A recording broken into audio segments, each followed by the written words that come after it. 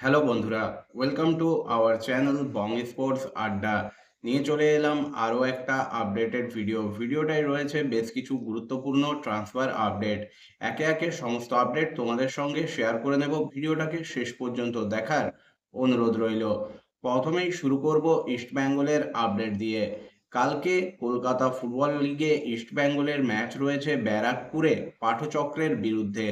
বর্তমানে কলকাতা ফুটবল লিগের গ্রুপ এতে পাঠচক্র কিন্তু 3 ম্যাচে 9 পয়েন্ট নিয়ে লিগ শীর্ষে রয়েছে, যেখানে ইস্ট বেঙ্গল 3 ম্যাচে 5 পয়েন্ট নিয়ে 7 নম্বর স্থানে রয়েছে। প্রথম ম্যাচে বড় ব্যবধানে জয়ের পর লাস্ট দুটো ম্যাচে ইস্ট বেঙ্গল কিন্তু আটকে গেছে। বলা ভালো, লাস্ট ম্যাচে তো কোনো রকমে হার বাঁচিয়েছে ইস্ট বেঙ্গল, যেখানে লিগ টপার পাঠচক্র কিন্তু 3টে ম্যাচেই জিতেছে। তাই কালকে একটা কঠিন ম্যাচ ইস্ট বেঙ্গলের জন্য অপেক্ষা করছে। যদিও দলটার নাম ইস্ট বেঙ্গল, ইস্ট বেঙ্গলও চাইবে কালকের ম্যাচ থেকে জয়ের সরণিতে ফিরতে। তাই কালকে একটা তুল্যমূল্য লড়াইয়ের ম্যাচ আমরা দেখতে পাবো। পাঠচক্র কিন্তু এবার যথেষ্ট ভালো ফুটবল খেলছে, তাই একটা কঠিন প্রতিদ্বন্দ্বিতাপূর্ণ ম্যাচ কালকে হতে চলেছে।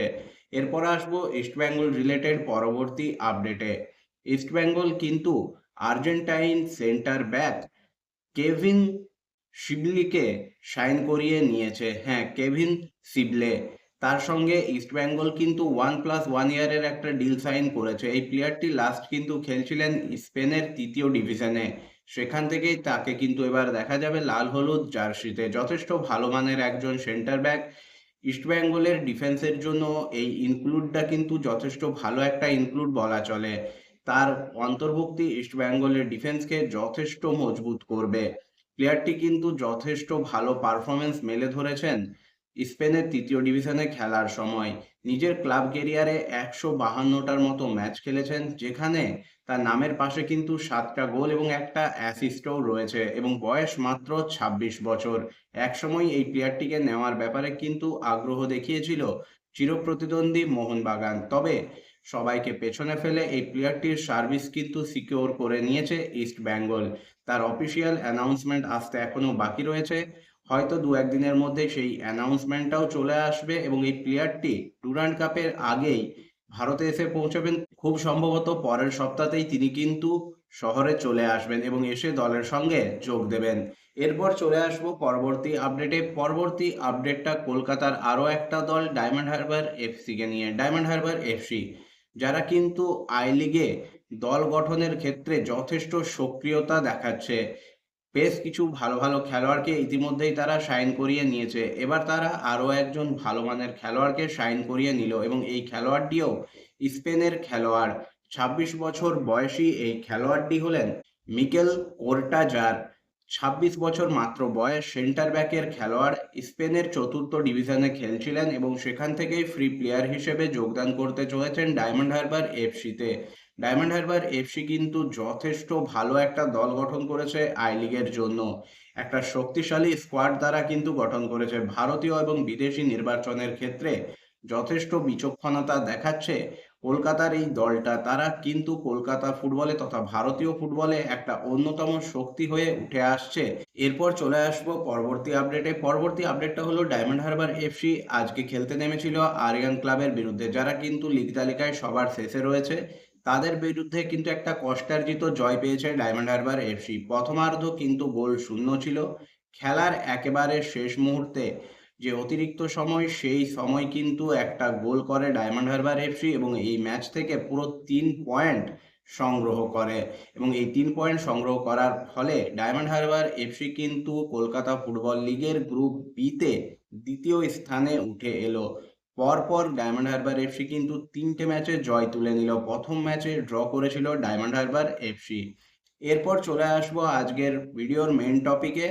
মোহামেডান স্পোর্টিং ক্লাবকে নিয়ে একটা আপডেট তোমাদের সঙ্গে শেয়ার করে নেব। ছোট্ট একটা আপডেট রয়েছে। তার আগে তোমাদেরকে বলে দিই, মোহামেডান স্পোর্টিং ক্লাবের যে ইনভেস্টার সমস্যা, সেটা কিন্তু খুব শীঘ্রই মিটতে চলেছে। সুখবর কিন্তু খুব জলদি আসবে। আরও আমাদের হয়তো 10 থেকে 12 দিন অপেক্ষা করতে হবে, তবে ডুরান্ড কাপের আগে সুখবর আসার একটা ভালো রকমের সম্ভাবনা এই মুহূর্তে রয়েছে। এরপর চলে আসি মেন আপডেটে। লাস্ট সিজন আইএসএল এ মোহামেডান স্পোর্টিং ক্লাবের খুব একটা ভালো যায়নি। আমরা দেখেছিলাম আইএসএল এর দ্বিতীয় লেগে মোহামেডান স্পোর্টিং ক্লাব বেশ কিছু ভারতীয় খেলোয়াড়কে কিন্তু সাইন করিয়েছিল। তাদের মধ্যে অন্যতম ছিলেন মনভীর সিং সাইনি। হ্যাঁ, মনভীর সিং সাইনি এবং মোহামেডানের জার্সিতে যথেষ্ট ভালো পারফরমেন্সও মেলে ধরেছিলেন। তার আগে তিনি কিন্তু নর্থ ইস্ট ইউনাইটেড এফসিতেও খেলেছেন।